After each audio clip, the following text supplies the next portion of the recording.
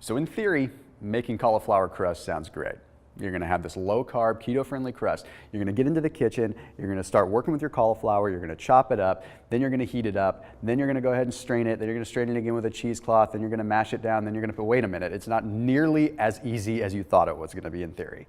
Here's the thing. I've even been on the Hallmark Channel. I've been on national television talking about making cauliflower crust pizza, and I had to do an entire segment just to explain and showcase how to go through the process. So again, it's great. You get a low-carb crust. The thing is, not everybody has 30 or 40 minutes to be slaving away in the kitchen just to make a crust. It's going to be devoured in about 15 minutes.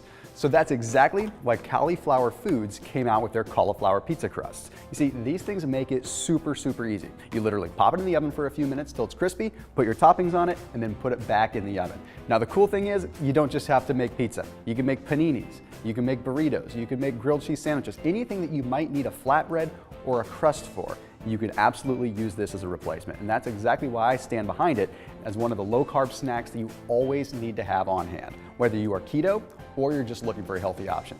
So go ahead and click on the link below to learn a little bit more about Cali'flour Foods pizza crust and how they can help you out in terms of your health goals, but also just make life easier. I'll see you on the next page.